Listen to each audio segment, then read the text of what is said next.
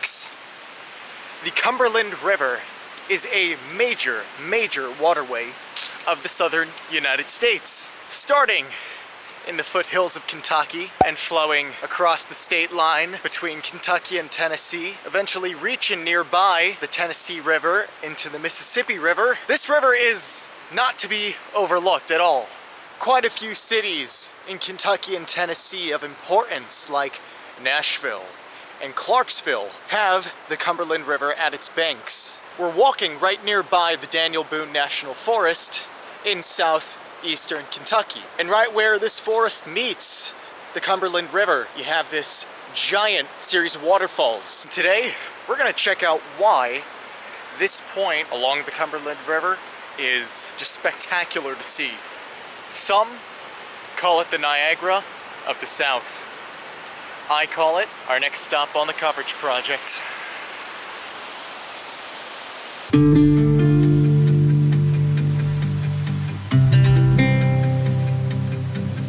We can find a better view.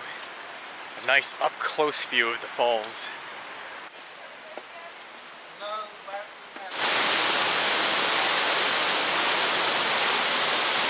Every second, thousands upon thousands of gallons drop from the top to the bottom. And now, although it's only a little more than 60 or so feet from the top to the bottom, it definitely makes a splash. And now from here, it doesn't even look like the water's all that clean. Towards the center, it's just like golden brown. Maybe it's mixing with all the sediment. After all, it does pick up a lot on its way from eastern Kentucky all the way to the Mississippi. I don't know, that's pretty gnarly. Imagine rowing a boat or something and realizing there's a 60-something foot drop. Yeah, you'd be pretty doomed on that one. So much water's pouring down that you see a big cloud of mist emerging from the waters, carrying the little droplets of water into the air. And who knows where it goes from there.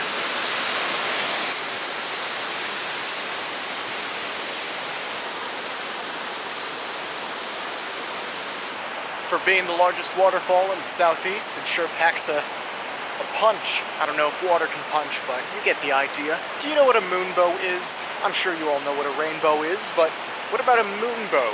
Generally, the idea of a rainbow is that when water is moving in some way, the light reflected and refracted and dispersed by the water is brought up into the sky, and it makes this nice little arc of the color spectrum. Well, the same thing can happen when the moon is shining. It doesn't always have to be that the sun's light is being refracted. A moonbow is much more rare than an actual rainbow. Right here in Cumberland Falls, on a clear night when there's a full moon, it's the only place where a moonbow might regularly happen in the Western Hemisphere. The only other place that I can think of would be Victoria Falls in southern Africa. But you can imagine, if it were night right now, maybe there's a chance that you could see a rainbow at night. I don't know if the camera's picking this up, but there is sort of a rainbow right now. But it's not a moonbow. The light's being refracted from the sun up there, and it's being shown down there near the water. Like many waterfalls, the amount of flow of the water depends on the amount of rainfall in the surrounding watershed, the river, which feeds into the waterfall. So on certain years where the rain isn't so abundant, Cumberland Falls may not look like it was with its gushing water. But yeah, you could sort of see the comparison between Niagara Falls and Cumberland Falls. Niagara Falls is that world-famous landmark. Cumberland Falls is relatively famous within the South, maybe even the country, but I don't think it gets that international recognition.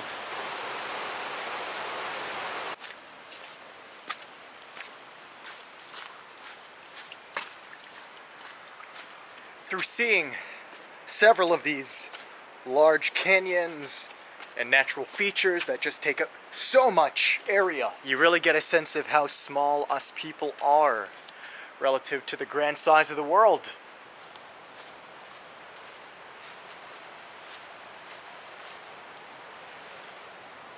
So we're now on this quiet little, I guess you could call it a beach area along the river. And it's quite peaceful, away from the falls, away from the people. Oh my goodness, all of these tourists coming here. And you'd think, oh, this is just Cumberland Falls State Park right here in southern rural Kentucky. But no, everybody just flocks here. For 15 minutes, I had to wait by the falls to get a good picture, a good shot of the falls, because there was this, I guess, middle school on a field trip. And everybody was pushing each other, all these 11, 12-year-olds. And you really begin to think, wow, was I that savage as a child? You know, you had all the little kids screaming, I want to take a good shot, get out of the way, I need to get my photo. So, oh well, that's just how things are. You wait for your turn to take a photo, and yeah, that's just how you do it here.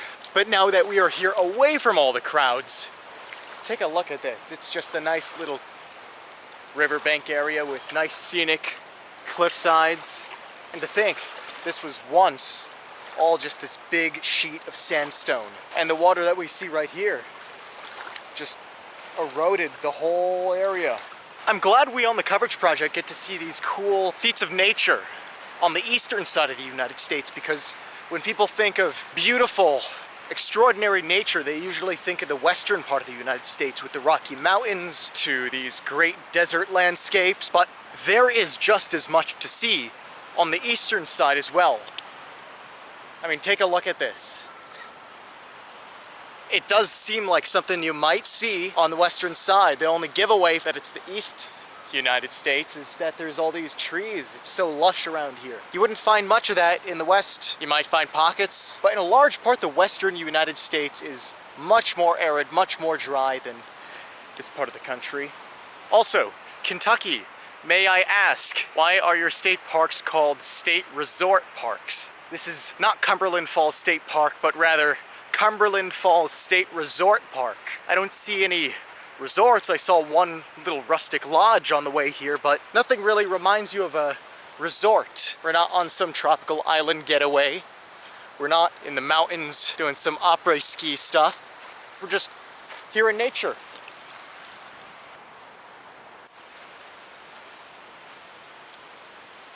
You know what really fascinates me? Giant rocks. You see all these boulders here, and you wonder, how did they get here? How did they develop? Were they eroded, or were they pushed across stream over thousands of years? I am no geologist, but rocks are cool. Rocks are pretty cool.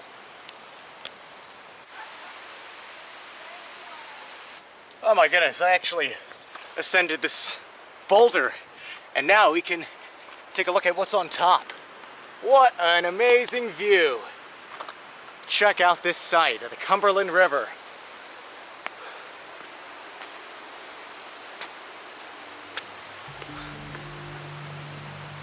Oh, you can see everything. The falls, downstream, the boulders and rocks, the forests surrounding us. What a magnificent view. At this point, it's kind of obvious. I don't really have an agenda, unlike a lot of the other towns and even just like the parks and such we go to. I have a general idea of where to go, the things to see that might be cool. But right now, I'm just having fun, doing whatever. Maybe I need to take a day or two or have more videos like this where it's just so unplanned. Can you believe this is Kentucky? I can't even believe it myself.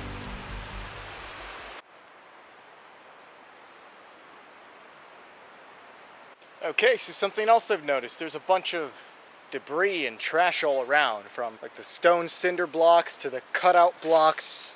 Maybe some sort of trail that got derailed. A lot of failed projects maybe. Or maybe this is just the place where they just dump all the excess materials they got. I see a lot of fallen tree, a lot of just scraps all around. Yeah, like that. Yeah, and all of this. This is what you call nature at its finest right here, fellas. Alright then, I think we've seen all that we need to see here in Cumberland Falls State Resort Park. It's a large expanse of land, big area, lots of trails, but this is definitely the highlight you want to see here. I have nothing else to say. Coverage Project goes to Cumberland Falls. So yeah, where we are the Cumberland Plateau, part of the western foothills of the Appalachian mountain system. You're bound to see some streams and lakes and rivers and other bodies of water. Sometimes you might get some rapids, sometimes you might get a gentle waterfalls, but there's only one Cumberland Falls, and that's right here. But yeah, coming to you from the largest waterfall in the eastern United States, except for Niagara Falls, but the largest waterfall in the south. Cumberland Falls. More travels to come. I will see you at the next location.